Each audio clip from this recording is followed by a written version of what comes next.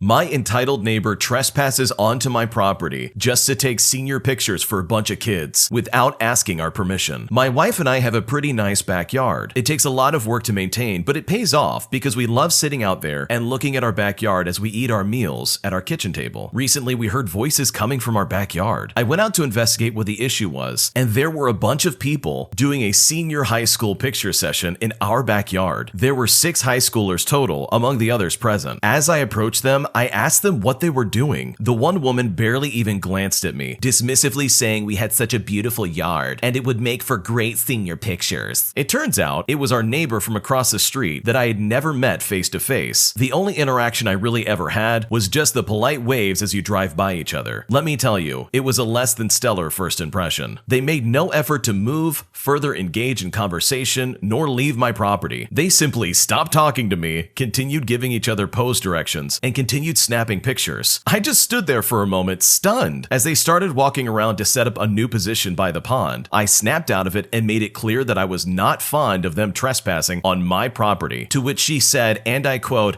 "I would much rather ask for forgiveness than permission." It wasn't just the fact that she had said that, or how she said it, but it was the fact that she said it multiple times while I was making it clear I wasn't happy with them being there. After getting frustrated with the conversation going nowhere, I coldly quipped back, "That doesn't work so well when the owner's standing right in front of you." After that, I walked back inside to speak to my wife regarding how big of a deal we wanted to make this. And after some discussion, we realized we were on the same page. We had to make sure this supposed neighbor knew she was not welcome to just trespass on our yard whenever she wanted, especially our backyard. I walked back outside to confront them again to make them leave, but they were already gone. I guess my comment and demeanor hit home and made them feel like it was a good idea to leave. And while I wish I could have been there to tell them to get lost, I'm happy it didn't escalate into a bigger confrontation and that they simply just left. We haven't caught them in our backyard again, but that doesn't mean she won't try again or won't just wait until we leave. Honestly, if I was the people that own this property, I would call the police. This is blatant trespassing. Like, imagine if you found out your neighbor just kind of rolled up into your backyard and was taking pictures without you knowing it. Even worse, imagine if this happened while they weren't home and they drove up on this. I most definitely would have lost my cool if I saw that in action. And the best part about it is that these people took pictures of where they were at. They literally took pictures of them trespassing on this property. So it would be very easy for them to prove that, hey, yeah, they were here without our permission. And I'm sure this would have been a lot different if this was a neighbor that they actually knew. But from the sounds of it, this was like a neighbor that they just don't know, that they've never had a conversation with. So I can understand how they would be a little spooked and really would want them to get off their property. And honestly, all things considered, I don't blame them. I broke up with my boyfriend originally because of his parents, and I don't know if I should tell him. I used to be engaged to my boyfriend about 4 years ago, but I broke it off back then because of his family. They went from loving me to offering me money so I would break up with him once they found out he had proposed to me. I did eventually break up with him, not for money, but because I didn't want him to be put in a position where he had to choose me or his family, and it was obvious that this was how things were going to end up. Since he is extremely close to his family, a big part of me was afraid that he wasn't going to choose me either, which contributed to my decision to end the relationship. Last year I started hanging out with some old friends again, which meant I saw him again too. At first he was really angry and upset to see me. After I broke up with him, I refused to talk to him because I knew it would be impossible to stick to my decision if I did so. Because of that, he never really got much explanation from me either. He wanted me to give him that closure, but I didn't want to cause problems between him and his family. It felt pointless to tell him after all this time when it wouldn't change anything at all. He wouldn't drop it at first, but eventually I agreed to go on a date with him, and he agreed to never ask me again. He hasn't asked me since, but I know he wants to. Part of me feels like I should tell him now, since this isn't the type of secret I think I should be keeping from him, but I also still don't want to cause issues between him and his family. I've seen them again since we got back together, and his mother told me that they'll have to accept that he isn't going to let me go. They've also been really nice to me, but I don't know if it'll last. It definitely won't last if I tell him what actually happened. What should I do? I think this is a really terrible situation to be stuck in. You were engaged to your boyfriend and obviously you loved him, but the family just didn't want you to be involved. Like, that is just terrible. And also the boyfriend seems to be the only one without any knowledge of what's actually happening. But in my honest opinion, it's been 4 years, and I think it's time for you to tell him what actually happened. He deserves to know the truth about his family and how they actively ruined his future marriage. Like, honestly, he's probably gonna find out anyways. It's not like you're doing any terrible thing in the first place. And from the sounds of it, this person doesn't have any feelings towards this guy anymore, so I think she should just go for it. And it might even be better to try and stay ahead of whatever the parents are gonna say to him. him. Because you can bet if you step back into his life, they're probably going to step back into that situation and try and make sure that this is the last time, if ever, he wants anything to do with you. So go for it. Say something. It's been 4 years. He needs to know, and he's gonna find out one way or the other. I gave my dad an ultimatum, and now half my family hates me. When I was 10, my mom died from cancer. Before her death, she was going through chemo and such, and while she was quite literally fighting for her life, my father took it upon himself to cheat on her with multiple women, all of them knowing he was in a marriage. My dad did have his favorite woman to get with. We'll call her Sarah. That's not her real name. Sarah was very much aware of my father's marriage but didn't care. She was playing on the sidelines for years before my father came clean about him cheating 2 months after Sarah gave birth to my baby brother. He promised us, mostly my mom of course, that he would stop cheating and dedicate his time to work and his family. But that didn't last long because my mom found out that her husband was on a sketchy website with Sarah. My mom couldn't divorce my dad because she was financially dependent on him due to her having cancer and needing to get chemotherapy. So she spent the rest of her time trying to build peace between the family and Sarah and welcoming my baby brother into the family as well. I was only 10 at the time, so I obviously didn't have a full grasp on the situation, nor did I fully understand. A week after my mom's funeral, my dad moved Sarah into his house, basically starting a more public relationship with her. During that time of her moving in, my mom's side of the family wouldn't come over to visit. Go figure. My dad lied and told me that it was because they're liars and that they don't care about me, when in all actuality, they were told by my father to either accept Sarah or to never come to our house. This messed me up and I fell into a deep depression. I would spend hours in my room, curled up in a ball, sobbing my eyes out and isolating myself from everyone. Sarah would be the one to always find me and she would yell at me about having an attitude. Sarah was very unkind to me from the age of 10 to about 16. She would specifically target me since I acted like my mom. My dad knew about this and she would do it in front of him. He would either stay quiet or encourage her to do worse. I remember one time when me and my twin brother, we were 13 at the time, had our report cards from school. I was passing with A's and B's and he had a few C's and 1 D. Sarah backhanded me in front of my dad because one of my grades dropped from a 95 to an 84, but all she told my brother was to just get his grades up or he'll lose his gaming console and send him to his room over his failing grades. My dad stayed quiet the entire time. He wouldn't even look at me. Fast forward to July of 2020. We recently moved into a bigger house. Not even a month after living there, she tried to argue with me over my chores. She claimed I overstuffed the dishwasher when in fact it wasn't overstuffed. It was just plates in there from the night before. Anyway, she called me a liar and I told her I had no reason to lie and she ran up to me and slapped me. I lost my cool and I cursed her out. I let out years of anger and frustration on her. She called my father crying. I told him my side of the story, but he still picked her over me. Luckily for me, my aunt was visiting and saw the whole thing. I was already telling her about the abuse I was going through, and this showed her that I was not lying. I ended up getting kicked out, and I'm currently living with my aunt. Everyone, including my older sister and twin brother, took her side, even though for years they told me themselves that they hated Sarah. In fact, I was the one that consoled them whenever they would cry about the stuff that she has done to our family. My dad has tried every trick to get me to move back in. He's tried threatening me, bribing me, crying to me, you name it. It has never worked, but it doesn't stop them from harassing me and my aunt's household. I finally snapped and told my dad that we could have a semi-normal conversation if he leaves Sarah. Obviously, he didn't leave her, and told our family that I was being disrespectful and trying to ruin his happiness. Now I'm getting calls and text messages from family members telling me to grow up and stop acting like a baby. I feel stuck. I've been open with everyone about this stuff, but they just dismiss me as being a teenage girl that just needs to grow up. I don't know what to do anymore. I want to give up. I want to sleep and never wake up, but that isn't an option, so I really need some advice on moving forward. My dad is threatening to get the cops involved so he can force me to live with him again and be miserable. What should I do? Your dad is a piece of garbage. Let me just first off saying that. He was cheating on his wife when she was going through chemotherapy. You have to remember that going into this. And if I were in your shoes, I absolutely would not want to live there either. Sarah sounds like an absolute monster. That really is such a terrible situation, and I'm so sorry you're going through that. I don't know what the circumstances are of you getting out of a house that's being legitimately abusive to you, but it sounds like your aunt is more than willing to take care of you until you're of age. So maybe ask her if she can help you out with finding some way for her to be your official guardian from here on out, especially if your dad and Sarah are treating you like garbage. But overall, best of luck and hopefully things work out for you. My best friend's boyfriend is extremely creepy and a freeloader, and I don't know how to tell her. This Memorial Day weekend, I came to visit my best friend because her and I did not see each other regularly due to moving to different cities after college. I figured that since I had a bit of money and an extra day off of work, I would surprise her and just show up. Little to my surprise, she has forged a brand new relationship and is already living with the man. When I first arrived, he seemed very cordial. I bought wine and a houseplant to help bring some life to their newly acquired house until they can get some money for interior decorations. He thanked me and was genuinely excited to meet up because he's heard so much about me. The first day and night go off without a hitch, and I went to sleep with an overall good feeling about the man. That is, until the next day. The next day, my best friend and I decided to do brunch and a walking tour of the downtown area, and we also decided to try out the local breweries that popped up in the area. It was a pleasant day with her, and we caught up. When we were at the last brewery, she mentioned that her boyfriend gets a little weird without his herb, if you know what I mean, and so she asked if we could stop by a person's house to buy some. In my state, the herb is legal, so I go to an authorized retailer. In this state, it's incredibly illegal, so you still have to do under-the-table buys. I did not feel comfortable taking such a risk, but I did it anyways because they were hosting me and I kind of wanted some. When I got to the house, he was withdrawn and was not as talkative as he was yesterday. So I handed him the herb and he just walks off and starts to break it up and roll it. He did not even thank me for it. I figured this would pass once he got some more THC in his system, but he instead runs into the back room and closes the door and doesn't socialize. Then I told my best friend to go grab the wine that was open last night, and she says that it was completely gone. I found that really strange, being as though he already drank a whole separate bottle as well as some other like-minded beverages. Again though, I just shrugged this off. When the next bottle is opened, he claims he didn't like it because it was too dry for him. After my first glass, I realized I was still a little bit under the influence from the brewery tour, so I left the wine alone. He comes to me and asks if I wanted the bottle anymore, and I told him no, so then he proceeds to drink the whole bottle with no regard to my best friend or myself. Again, there was no thank you either. I go into the room and they decided to play together on the Nintendo Switch, and they invited me to join them. I told them that I wasn't familiar with the game they were playing, but that I would go ahead and give it a shot. After a quick crash course, I got the hang of the game, but we still lost the first round. He then proceeds to make disparaging remarks about me and gets really nasty as the game goes on. The whole time, my best friend is laughing and thinks it's cute. I get very discouraged and withdrawn and decide to stop playing, and they did not notice that my character was not even moving on the screen. He eventually realizes that I am not going to open the last bottle of wine that he is itching to drink, so he then proceeds to ask my best friend about her finances so he can go to the store and grab a drink for himself. She said that she's broke, and I decided to play along like I'm broke as well, as I didn't want him asking me for money. This prompted me to ask her outside of this guy's presence whether or not he was employed. She says no and that she does everything for him and the house. That's when my alarm bells were going off about this guy. Later that same evening, I was washing the dishes after my best friend cooked dinner. He then comes up behind me and touches me. I was so thrown off by this gesture that I stopped doing the dishes and ran to the back with my friend. I should have said something, but instead we all just went to bed and I thought this was the end of it. But that's when I would wake up periodically